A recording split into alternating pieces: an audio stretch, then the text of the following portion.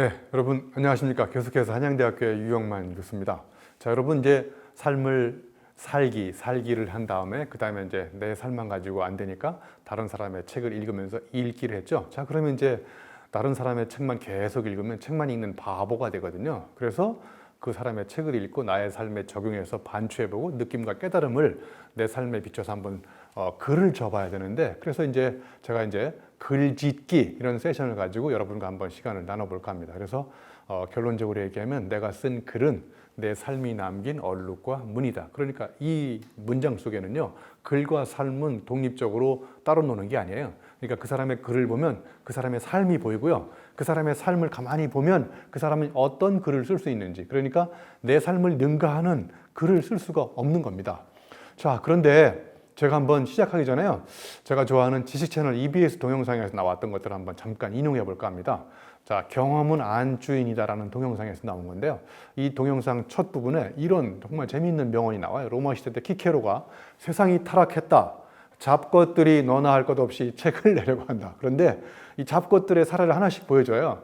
저 포경선 선원이었던 허먼 멜빌, 백경이라는 소설을 썼잖아요. 자, 그리고 여러분 잘 아시는 프란츠 카프카 성, 우체국 직원이었습니다. 낮에는 고된 노동을 하고 밤에는 그 피곤함을 무릅쓰고 글을 씁니다. 자, 그리고 좋은 글씨 쓴 나다니엘 호슨, 여러분 이 사람은 세관원이었거든요. 다 노동자들이었어요. 그리고 마지막에 이 올리버 트위스트를 쓴 찰스 디킨스, 13살 때 아버지가 감옥에 가셔가지고 이른 어린 나이에도 불구하고 중노동을 하면서 그 아픔을 가지고 글을 씁니다.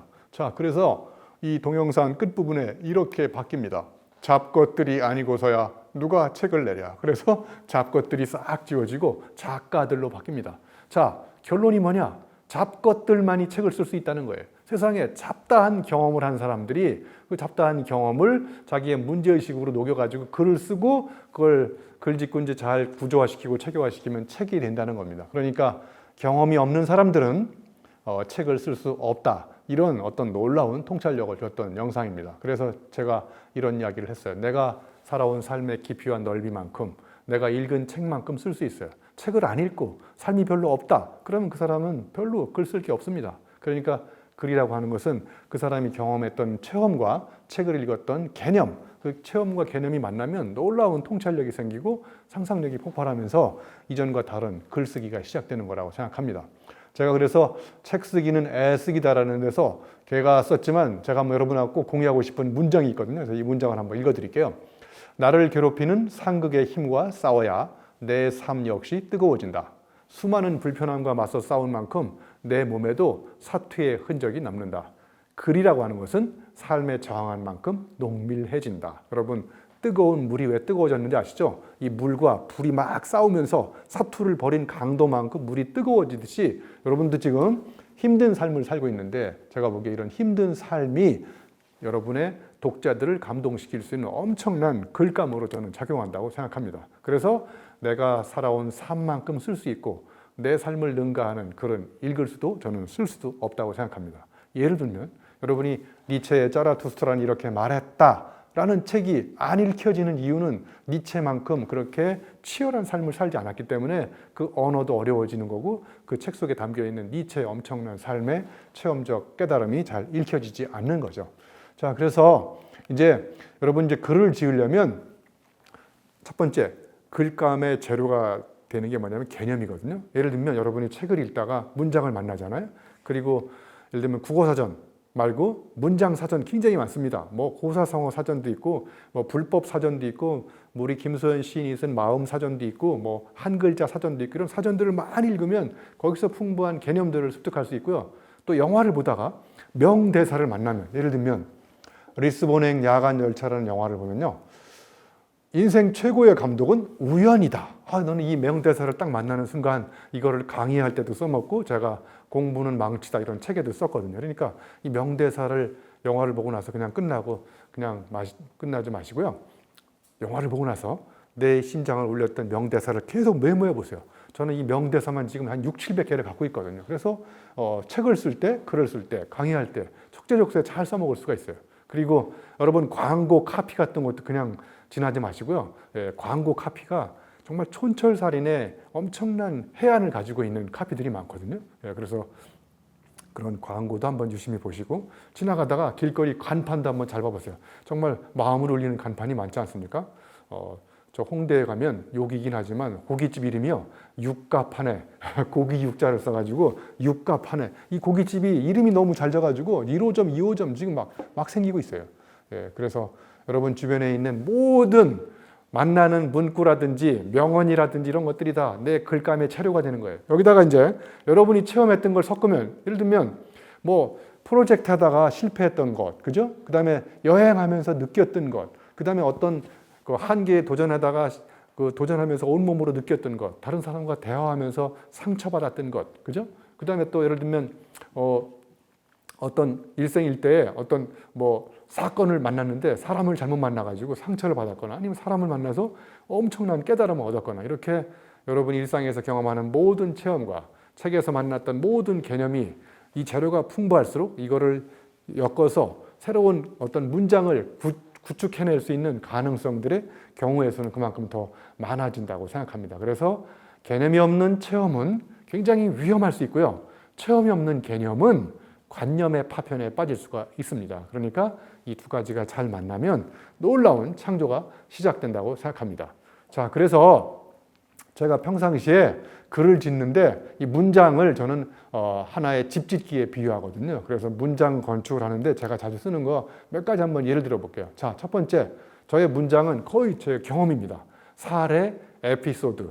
예, 여러분 에피소드가 많은 사람들은 그 문장을 짓는데 굉장히 사람들을 감동시킬 수가 있어요. 제가 예를 들면 제가 지식 산부인과 의사인데 어떤 의사가 나한테 당신이 의사냐고 물어보더라고요. 그래서 물어보는 조짐이 정말 밥맛이 없었어요.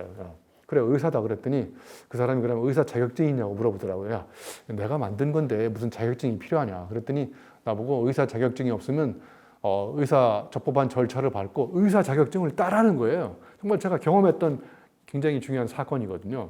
그래서 제가 이렇게 물어봤어요. 의사한테. 야, 그러면 색채의 마술사 샤갈은 마술사냐? 마술사 자격증 없지 않냐?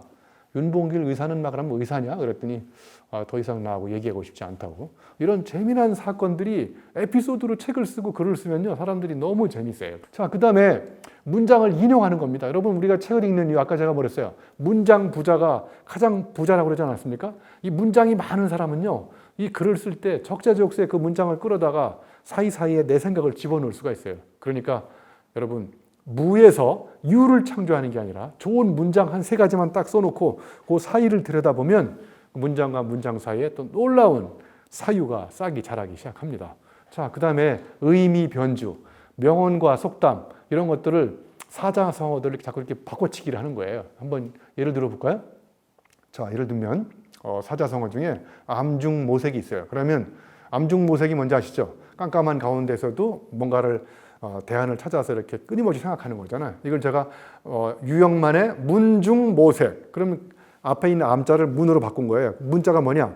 물을 문자예요. 그러니까 저는 인생을 어떻게 하느냐? 끊임없이 질문을 던진 다음에 이 질문에 비추어서 내가 앞으로 어떻게 살아가야 할지를 끊임없이 모색하는. 그래서 유영만의 문중모색으로 약 20개의 칼럼을 쓴 적이 있어요. 그래서 그걸 또 묶으면 한 권의 책이 되지 않습니까? 네. 그 다음에 일상을 관찰하는 거죠. 여러분 일상을 한 10분씩만 관찰해 보세요. 그래서 10분만 관찰하면 여러분 10가지 글감이 생기고요. 10분만 나한테 질문을 던져보고 10분만 저 나가서 풀과 대화를 나눠보세요. 그러면 새로운 것들이 많이 생길 수 있습니다. 자, 그리고 이제 언어적인 변주, 언어적 감옥 탈출, 타성 파괴. 여기 짝퉁 시인 되기가 뭐냐면 아마 제가 예를 들었는데 언어적인 감성, 점성. 그러니까 무슨 언어를 생각하면 바로 달라붙어요. 예? 자, 예를 들면 가을 하늘은 파랗다. 귀뚜라미는 기뚤기뚤. 매미는 맴맴맴. 이렇게 딱 정해져 있는 거예요. 그래서 명사 5개, 동사 5개를 의도적으로 선정한 다음에 이걸 강제로 연결시키세요.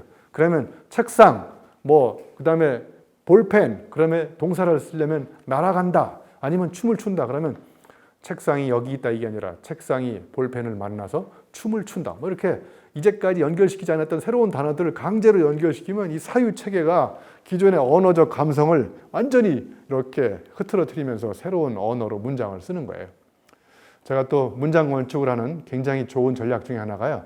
은유법을 쓰는 겁니다. 여러분, 예를 들면 제가 쓴 책 중에 공부는 망치다. 자, 은유가 뭐냐면요.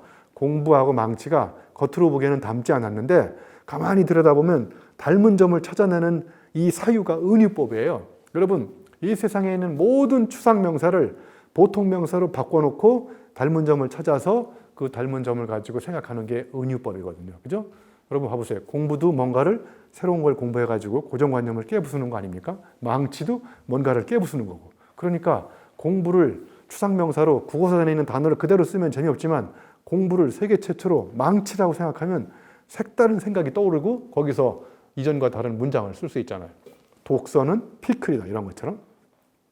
그리고 또 사랑은 양파다. 왜냐하면 내가 누군가를 사랑하면 사랑할수록 몰랐던 것들이 늘 새롭게 계속 양파도 까도 그렇게 새로운 게 나오지 않습니까?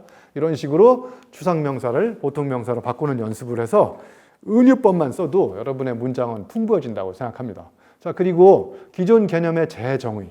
자, 예를 들면 교육 그러면 뭔가를 아는 사람이 뭔가를 모르는 사람한테 지식을 전달하는 행위, 이런 정의를 읽고 감동받은 사람이 있나요? 예, 그러니까 국어사전에 있는 모든 정의들을 갖다 놓고 나의 체험으로 재정의하는 연습을 해보세요. 저는 예를 들면 교육은 육교다. 왜냐하면 교육은 현재 여기서 미래로 가는 다리를 건설하는 업이 저는 교육이라고 생각해요. 이렇게 여러분이 갖고 있는 여러분이 누군가가 정의한 개념들을 여러분의 언어로 다시 정의를 하면 그 정의된 대로 세상이 달라 보이거든요. 그때 여러분은 누구도 쓸 수 없었던 글을 저는 쓸 수 있다고 생각합니다. 자, 이제 마지막으로 문장 건축을 하는 8번째 전략은요. 개념을 새롭게 창조하는 거예요. 기존 개념을 조합하거나 또는 새로운 개념을 창조하는 거죠. 자, 예를 들면 언어의 지성의 폐활량. 그럼 이건 우치다 다쭈를 하는 사람이 새롭게 창조한 거잖아요. 철학자들이 갖고 있는 굉장히 중요한 특징이 뭔지 압니까? 여러분, 철학책이 왜 어려우냐면요. 기존 개념으로 내 문제의식을 설명할 수 없으니까 새로운 개념을 끊임없이 창조하는 거예요. 그러니까 그 개념이 낯선 개념이니까 이해가 안 가잖아요. 니체 예를 들면 니체가 영원회귀라고, 그죠?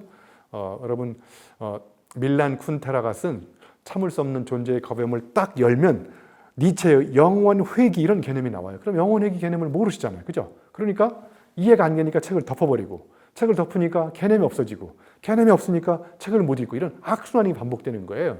그래서 몰랐던 개념들 여러분 새롭게 익히려면 일단 철학자들이 쓴 개념들을 많이 익히시고, 그 다음에 이제 두 번째는 여러분의 개념을 새롭게 창조해 보세요. 저는 예를 들면 지식 산부인과 의사이기도 하지만 세계 최초로 제가 지식 생태학자입니다. 여러분, 지식과 생태학을 세계 최초로 엮으면 지식 생태학자가 되잖아요. 그죠? 물론 제가 겨울에는 지식 동태학자로 바뀌기도 합니다. 아무튼 여러분만의 개념을 새롭게 창조할수록 여러분의 사유체계가 놀랍게 새로운 세계로 저는 발전할 수 있다고 생각합니다. 자, 이제 마지막으로 여러분의 글을 쓰는 가장 간단한 방법 4가지를 알려드리고 마칠까 합니다. 자, 첫 번째, 여러분의 에피소드를 갖고 시작하세요. 나는 이러이러한 경험을 했다. 자, 이게 시작입니다. 모든 글은, 책은 다 자기 체험으로 써야 됩니다. 그래야 사람을 감동시킬 수 있어요. 자, 그 다음에 두 번째, 이런 경험을 통해서 내가 얻은 교훈은 이거다. 나는 이런 사건, 사고를 경험했는데 내가 여기서 배운 거는 이런 거다. lesson learned. 무슨 교훈을 얻었는지. 자, 그 다음에 내가 겪은 교훈만 쓰면 안 되니까 이 교훈에다가 나하고 비슷한 이야기란 다른 사람 거를 인용하는 겁니다. 그래서 타산지석. 자, 그러면 이제 3번째까지 됐죠? 자, 그럼 마지막으로 활용점정으로, 그러면 나보고 어쩌라는 얘기냐? 이 글을 읽는 사람한테 어떤 제언을 하거나 recommendation, 충고를 하거나 이렇게 하면은 여러분의 삶도 바뀔 수 있다라는 어떤 지침을 딱 주면, 그래서 이 4가지를 잘 활용하시면 짤막한 글 속에서도 4가지가 살아 숨쉬면 여러분의 글은 다른 사람들한테 감동적으로 읽힐 수 있다. 저는 이렇게 생각을 합니다. 여러분, 고맙습니다.